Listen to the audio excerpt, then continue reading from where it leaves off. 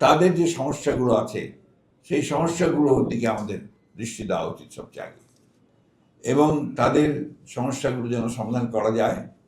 ভবিষ্যতে যারা সরকার গঠন করবেন, যারা রাষ্ট্র পরিচালনার দায়িত্বে থাকবেন, তাদেরকে সেই বিষয়টাতে সবচেয়ে গুরুত্ব দিতে হবে। বাংলাদেশ জাতীয়তাবাদী দল সবচেয়ে বড় রাজনৈতিক দল, এবং সবাই এই ধরনের একটা প্রত্যাশা আছে যে বিএনপি হয়তো সরকার গঠন করবে নির্বাচনের মাধ্যমে। সেইখানে আপনাদের সব সকলের সমর্থন, যে কথাটা দাদা বলছেন, সারা দেশেই সেই সমর্থনটা আমাদের প্রয়োজন আছে, শুধু একটি পার্টিকুলার আসনের জন্য নয়।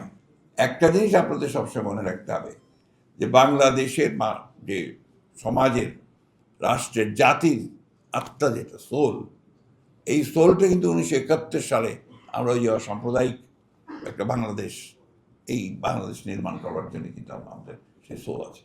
এই সোলকে আমরা নষ্ট হতে দিতে চাই না। আজকে যে কোনোভাবেই হোক আপনার যে একটা প্রচেষ্টা আছে যে ভিন্নভাবে চিন্তাভাবনা করার, সেই ভিন্নভাবে চিন্তাভাবনা করার কোনো অবকাশ এখানে আছে বলে আমরা মনে করি না।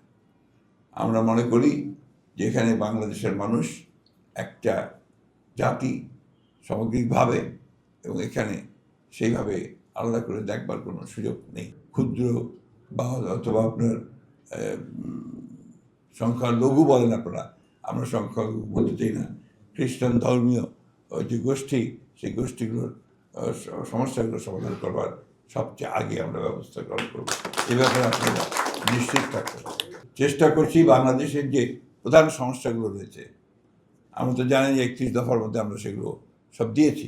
আমি তো একটা বিষয় রিপিট করতে চাই, আমাদের প্রায় 4 কোটির মতো বাংলাদেশে এখন বেকার, আনএমপ্লয়মেন্ট আছে।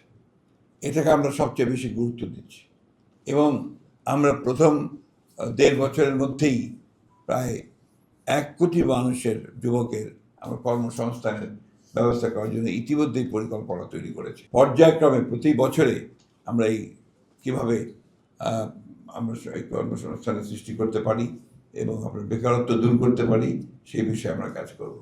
2টি হাউসের জন্য বলেছি, অর্থাৎ আপনার নিম্নকক্ষ, উচ্চকক্ষ, এবং যেটা নিম্নকক্ষ সেটা আপনার সাধারণ মানুষের র্যান্ডাম ভোটে নির্বাচিত হবে। উচ্চকক্ষের কথা আমরা যেটা বলেছি যে সেটা প্রাপ্ত ভোটের, যেটা ভোট পাওয়া যাবে, এবং যেটা যারা সম্প্রদায় থাকবেন সেটা নিয়ে যারা বিশিষ্ট সম্প্রদায়, আমরা এই সম্প্রদায়গুলো কিন্তু আলাদা করে রিপ্রেজেন্টেটিভ থাকার সুযোগ সেখানে সৃষ্টি হবে। অর্থাৎ সেটা একটা আলাদা একটা কক্ষ হবে যেখানে এই সুযোগটা থাকবে।